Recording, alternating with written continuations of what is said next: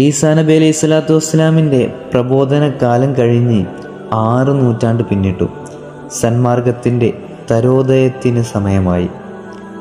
ഇബ്രാഹിം നബി അലൈഹി സ്വലാത്തു വസ്സലാമിൻ്റെ പരമ്പരയിൽ പിറന്ന അബ്ദുൽ മുത്തലിബ് സുസമ്മതനായ നേതാവായിരുന്നു.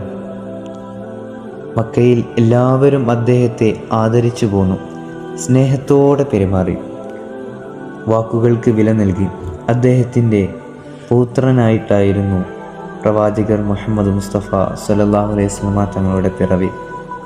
കഅബ ലോകജനത ആദരവോടെ കാണുന്ന പുണ്യഗേഹം. കഅബയെ സംരക്ഷിക്കുന്നതിലും പരിപാലിക്കുന്നതിലും അബ്ദുൽ മുത്തലിബ് മുൻപന്തിയിലുണ്ടായിരുന്നു. അള്ളാഹുവിൻ്റെ അതിഥികളായി അവിടെ വരുന്നവരെ സ്വീകരിക്കാനും സൽക്കരിക്കാനും അദ്ദേഹം ശ്രദ്ധിച്ചു. മനുഷ്യപിതാവ് ആദം നബി അലൈഹി സ്വലാത്തു വസ്സലാം ഭൂമിയിൽ പണിത ആദ്യത്തെ ഭവനമാണ് കഅബ. അള്ളാഹുവിനെ ആരാധിക്കാൻ വേണ്ടി നിർമ്മിച്ച ഗേഹം, വിശ്വാസി ഹൃദയത്തിലെ പുണ്യസ്ഥാനം, ഭൂമിയിലെ ഏറ്റവും വിലപിടിപ്പുള്ള മുത്ത്. കാലങ്ങൾ വീണ്ടും കടന്നുപോയി.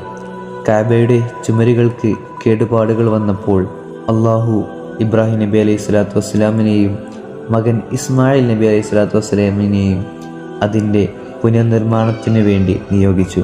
മക്കയുടെ വിജനതയിൽ അവനെ ആരാധിക്കാൻ ജനങ്ങൾ ഒരുമിച്ച് കൂടുമെന്ന യാഥാർത്ഥ്യം അവരെ ബോധ്യപ്പെടുത്തി.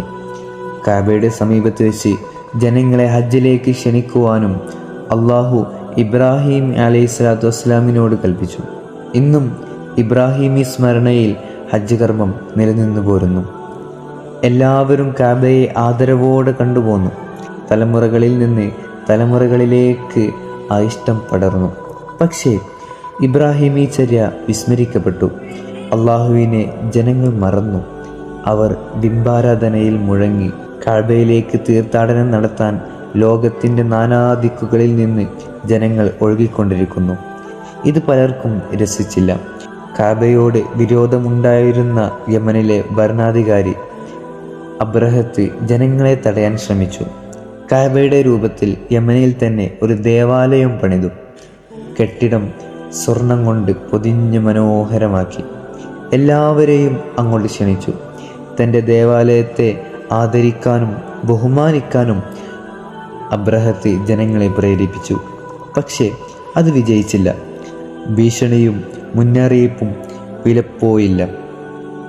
ദേഷ്യം പിടിച്ച അബ്രഹത്ത് കഅബ പൊളിക്കാൻ തന്നെ തീരുമാനിച്ചു.